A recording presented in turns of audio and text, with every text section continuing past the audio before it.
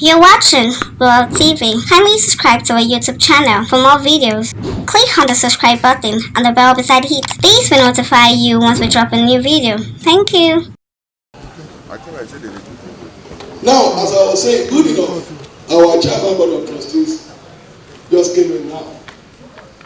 Gbogbo nǹkan tá à ń sọ yìí ni wọ́n wà aware that anything working at all is working well. Àti sọ ní ìsìn, if you don't have a national ID card, don't see yourself as a member. And you cannot now claim that I am not a member. You can't. Whistle blowing fi ní ẹ̀ẹ́dẹ̀ pé ẹni tó bá rí iná fi ṣiṣẹ́ má padà sí Lagos State o. Whistle blowing fi ọ̀rọ̀ ẹ̀ lẹ̀ wípé ẹni tí ó bá níbi tí wọ́n ti ń ṣiṣẹ́ ó sọ fún wa kó má kàn kó má dárúkọ rẹ̀ kó má sọ fún wa.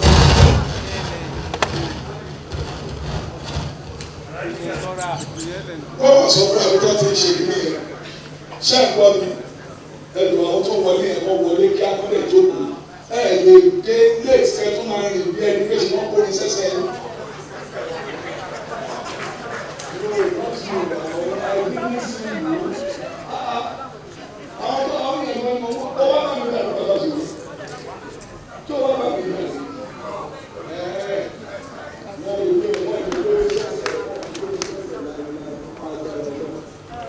Jókòó ti wọ́n ti ráyè.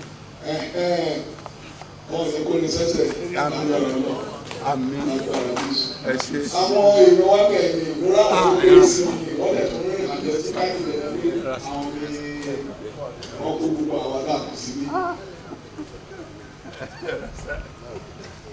So, as I was saying, Lagos State ṣe dáadáa tó support governor yìí. I must rí governor yìí bí alákọ̀wé bọ́lá alákọ̀wé ṣé kò sọ pé òun ò kọ̀wé mọ́ torí pé ó ti wá jẹ governor ẹ má bínú. Yes, governor yìí náà need àti come down to your level, but if I were you, I would prefer to meet up with him than remain that the likes of this my 5-man person no radical kí lórúkọ Àjàní Àjàní ò ṣe dáadáa tó lórí ṣiṣẹ́. And 1 week go and look for it all state chapters.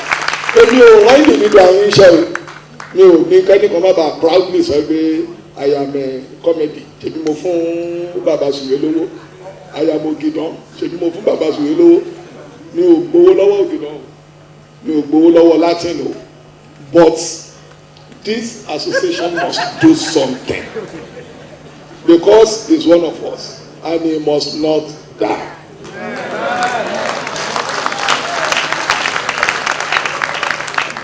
So the national executive will redeem this pledge very soon. Tó bá jẹ́ pé àmà tax ara wa we will do that. But ẹnìkan ò ní sọ pé òun ló ní glory ẹ̀. So Ọ̀yọ́ state must do something. Lagos state must do something. Tó bá jẹ́ wípé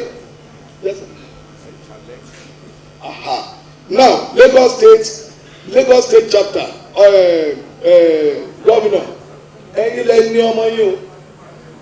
Nǹkan gbọ́dọ̀ ṣe o. So go and look for a way to return his health. Gbogbo tẹ bá máa ṣe tẹ́lẹ̀ bẹ́ẹ̀ ṣe convention yìí ẹ tún lọ fún ara yín pé committee tó máa wá owó tẹ máa fi tọ́jú ẹ̀ quick ìpè tá a péjú sí òkú tá a bá wo lókun ayé.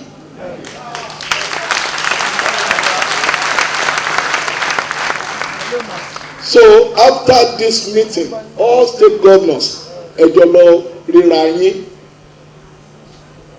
pàápàá àwọn state tán bá mú 1st, 2nd, 3rd ó yẹ kẹ́ mọ̀ bẹ́ẹ̀ mú nǹkan kan lọ lé ẹjọ́ nú ẹ o.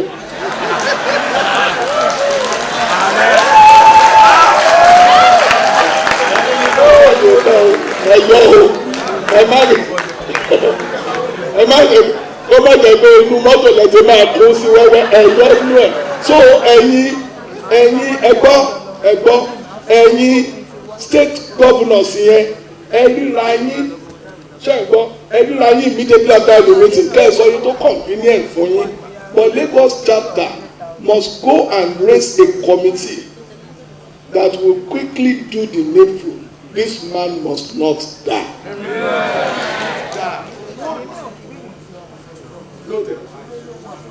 Thank you. I appreciate that. Thank you, sir.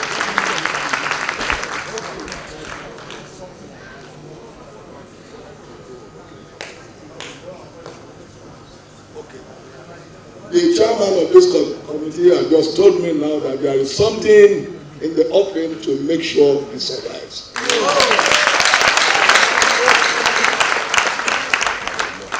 Bódà ṣe máa rí nìyẹn. Oníjówó tó máa race láti fi sin. Health yẹn máa fi dáa ni. Lágbára Jésù. Bó ṣe máa rí nìyẹn. Láì fi àkókò ṣòfòfò ju bó ṣe yẹ lọ.